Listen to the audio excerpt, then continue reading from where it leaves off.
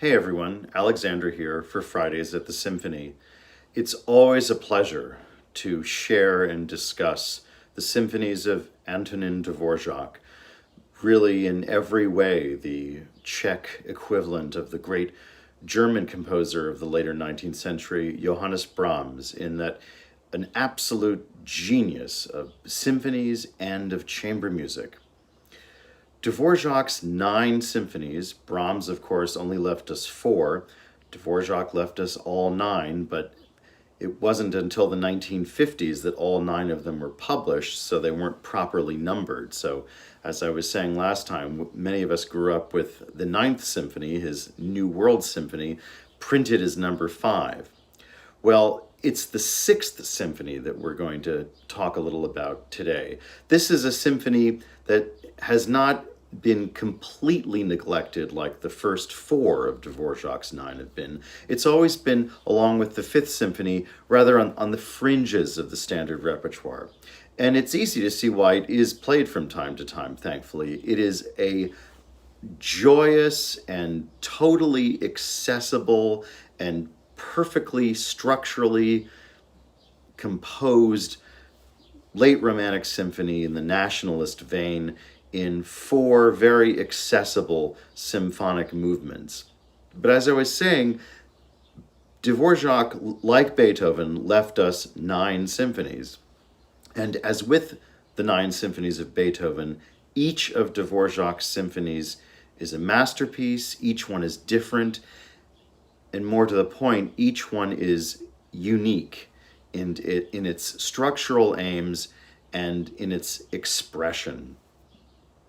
You may remember when we were talking about the first 4 symphonies, Dvorak was truly finding his way as a young, struggling Czech composer in the days of the mid-19th century. The Habsburg Empire, of course, was all of the lands of southeastern Europe. The Kingdom of Bohemia was part of that. The imperial capital, of course, was in Vienna, but the capital of what we now call the Czech Republic, and historically, of course, as well, was beautiful golden Prague. It was as a struggling viola player and composer and teacher that Dvorak found his own style. He didn't wait, like Brahms, until early middle age to compose a symphony. He started writing them right out of the gate, which is why the first 2 of his 9 symphonies have while being just a wealth of beautiful ideas, of gorgeous melodies, are rather structurally, how shall I say, verbose. But in symphonies 3 and 4 and 5, he finds his own footing. He finds this synthesis of expression between his own fervently and sincerely held Czech nationalism and then all of the incredibly powerful trends that were going on around him in German music. German music being, of course, the dominant musical culture of the era. Germany being dominant both politically, militarily, and culturally, of course, at this time. The 3 principal schools of German music swirling around him were the rather conservative traditionalist symphonic school of Johannes Brahms, who would become a friend and mentor to him. The so-called New German school of Franz Liszt, the Hungarian, German-speaking Hungarian virtuoso pianist and amazing composer, and also very a generous colleague to younger struggling composers. Liszt wanting to break away from the traditional symphonic forms of Beethoven and then inherited by Brahms. And then, of course, the most powerful influence of all, that of Richard Wagner and his music dramas, which took Europe by storm in the middle and later 19th century. it does bear repeating that in 1863, Dvorak wrangled a seat in the viola section in a very special concert in Prague, where Wagner journeyed to Prague and conducted a concert of his own works, of orchestral excerpts from his operas. It left an impression on the young, struggling Dvorak that was utterly indelible. In the Fifth Symphony, Dvorak finally finds a way, again, as this self-taught genius, essentially, of bringing all of these various strands of musical expression together. Just ties it, puts it all together, wraps it up, and ties it with a bow. And then by the time of the Sixth Symphony, which followed the Fifth Symphony of 1875 by 5 years. The work was written in 1879, 1880. Now Dvorak is truly a man of the world, a master of his craft. He can basically do whatever he wants as a composer. And just as the Fifth Symphony had been dedicated to the great North German conductor Hans von Bülow, who was the reigning maestro in Weimar and in Berlin, with the Sixth Symphony, based on his success with the Fifth, once more Dvorak in making a very definite move with the dedication of the symphony. Again, it's one of these signals that composers send, like the key signatures they choose for the symphonies. This time, with the Symphony Number 6, Dvorak dedicated the work upon the promise of the world premiere performance, it should also be said, to the other great reigning maestro of Germanic classical music at the time, Hans Richter, who was the conductor to the south. He was the conductor of the Vienna Philharmonic. So once again, Dvorak, who's been seen up until recently as the country bumpkin from Bohemia, is now really kind of swinging for the fences, and he's going to make his name as an international composer with the great conductor of Berlin and now with Hans Richter of Vienna. Things did not go quite as smoothly with the great maestro Hans Richter and the Vienna Philharmonic as they had done with the Fifth Symphony with Hans von Bülow. Richter had performed one of Dvorak's symphonic poems with the Vienna Philharmonic, and it was warmly received, and they became good friends, and Dvorak dedicated the Sixth Symphony to him, with the assumption, it mutually agreed that it should be said that Richter would conduct the first performance of the Sixth Symphony in Vienna in 1880. However, in 1879, a curious and ultimately tragic event happened in the Habsburg Empire.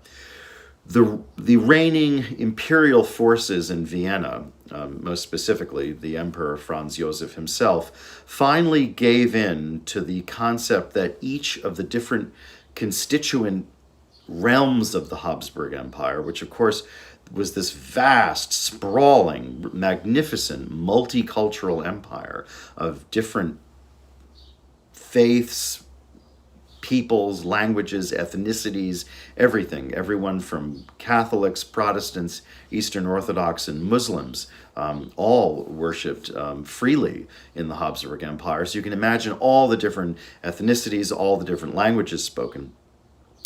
Up until this point, the imperial government in Vienna had insisted that the imperial official language of the Habsburg Empire, both the German part in Vienna, with its capital in Vienna, and the Hungarian-ruled part of the Habsburg Empire, with its capital, of course, in Budapest, the language of the entire empire had to be German, because this was the one thing that could keep this sprawling polyglot empire together. In 1879, the Viennese imperial government finally gave in, and from then on, every constituent kingdom and realm and crown land, the outer crown lands in the Balkans and what we now call Ukraine, could speak their own vernacular language in doing their everyday business of the Habsburg government. This caused a lot of consternation in Vienna, and the German-speaking parts of the Habsburg Empire felt from this moment on that they were living under threat. The days of the great Habsburg Empire were numbered. Of course, eventually they were right, because the Habsburg Empire went down in flames in World War I. But this is 1879, and suddenly the German-speaking peoples of the Habsburg Empire, mainly, of course, the Austrians, felt rather suddenly very insecure. And Dvorak, Antonin Dvorak from Prague, who had hitherto been seen as this young, up-and-coming, Czech composer who was going to be part of this great unified Habsburg musical expression, was now seen as kind of an outlier. Not threatening, but just was not seen in the same light, shall we say. I don't want to get too political about this, but suddenly Hans Richter was finding excuses to not have to give the premiere of the Symphony No. 6 in Vienna. He told Dvorak he had some family issues, and he told Dvorak he had a bad cold, and then he told Dvorak, the orchestra's overworked, we're going to have to put it off to next season.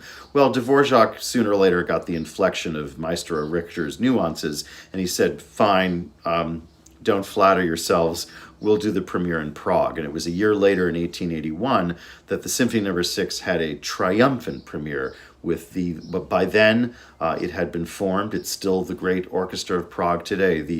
The legendary Czech Philharmonic Orchestra gave the first performance in 1881. As I said, it was a triumphant success, and it's easy to see why. Because I think of all Dvorak's 9 symphonies, the Symphony No. 6 might be the most accessible, even if you don't kind of love Dvorak's music the way some of us do. I say that because there is no other symphony of Dvorak that is such a synthesis of Germanic and Bohemian Czech nationalist musical styles. Dvorak outdid himself to the point where some critics ever since have not accused him of, but have suggested that he kind of plagiarized the Second Symphony of Johannes Brahms, his friend, colleague, and mentor, which had been finished 4 years before, in 1876, I believe. Dvorak went out of his way to choose the exact same key as the Brahms Second Symphony, D major, and both the first and the fourth movements are not an act of plagiarism, but an act of homage. The first movement, like the first movement of the Brahms Second, is in 3/4 time, a bit faster though. It's kind of a fast Bohemian waltz, but it's based on the exact same principle. A wealth of thematic material that is drawn from just one melodic cell, which is just based on D major, the chord of D major itself. Nothing could be more simple. You may remember when we were discussing the Brahms Second Symphony, the entire wealth of thematic material of the first movement comes from just the relationship of the tonic and the dominant of D major. D, A, D, A, D, D. And the whole movement is built from that tonic dominant relationship of D major. And you get this joyous kind of waltz-like sonata allegro first movement. And like Brahms in the first movement of his Second Symphony, Dvorak takes this kind of waltz idea and kind of takes it apart. It has these little cell-like one-measure figures in that first theme, and from those little melodic, thematic, motivic, they're not even melodies, they're not even themes, they're motives. He, again, gives us this cornucopia of beautiful melodic ideas. The second movement of the Sixth Symphony is Dvorak at his most outdoorsy and easygoing. It's reminiscent of the first movement of the previous Dvorak symphony, the Symphony No. 5, which is in the Bohemian lands, is still today often referred to as the pastoral symphony of Dvorak.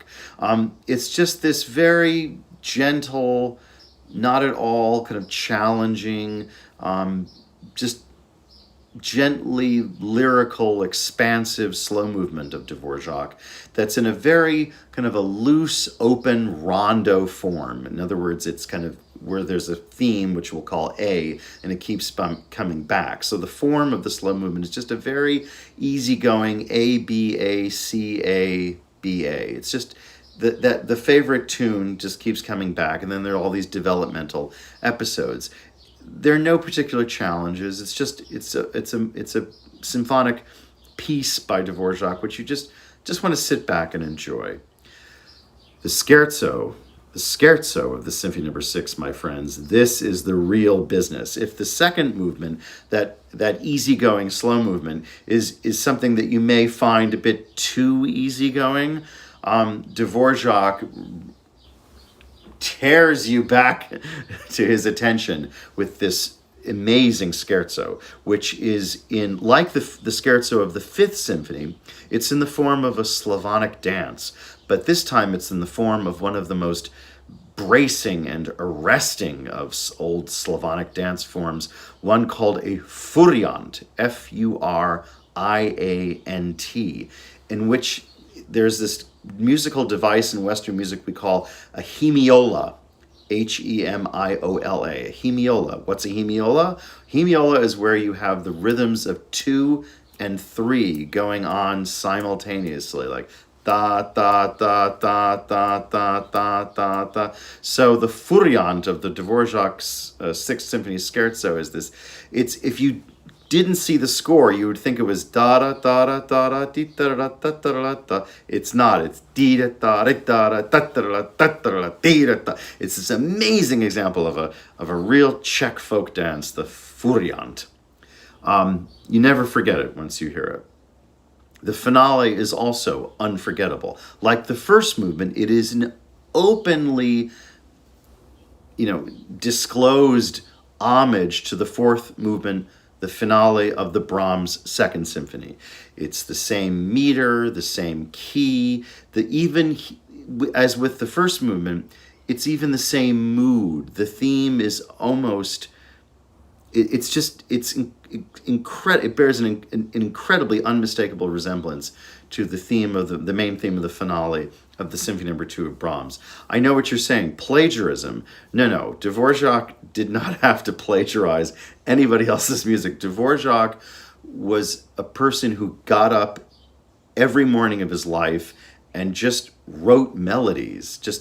He was this composer that could just provide this endless flow of melodies, which actually is, in many ways, was his Achilles heel as a composer, because he just came up with too many beautiful melodies. And he, as I said, in the very earliest symphonies, especially the first 2 symphonies, he couldn't restrain himself. He just all these great melodies poured out of him. And again, the first 2 symphonies of Dvorak are really like a beautiful but very overgrown, kind of country garden in late summer. Everything is just, bursting and blooming. Here, in the last movement of the Sixth Symphony, Dvorak, again, by this time, as I said at the beginning of my remarks, he can do anything he wants. He is, as a composer, he has become, the country bumpkin from Bohemia has become a man of the world of the Habsburg Empire. And he, like Brahms in the finale of his Second Symphony, here in the finale of the Sixth Symphony, Dvorak shows us his absolute command of the organization of his musical material. There is not one phrase, there's not one measure, there is not one note that is extraneous, not one note that seems out of place. And that is what the finale of Dvorak 6 ultimately has most in common with the finale of the Brahms Second. And in his own Bohemian way, Dvorak pays homage to Brahms in that he too whips up the music into the most amazing coda with this kind of concerto for the massed violin sections. It's an amazing moment that you just have to hear to experience. So again, if this is a discovery for you, I hope it's one you very much enjoy. Again, in many ways, the most accessible and the most really cosmopolitan of Dvorak's 9 symphonies, a symphony he very much intended to be his calling card to Vienna, the musical and political capital of the Habsburg Empire. Things didn't quite work out that way, but as we'll discuss later, Dvorak, to put it mildly, had 3 more magnificent symphonies with which to make his name all over the world, not just in the old world, but of course, ultimately in the new world as well. But more about that later. Now, do enjoy Dvorak's, I think it's about 41 minutes and 4 broad, glorious movements. Dvorak's Symphony No. 6 in D major.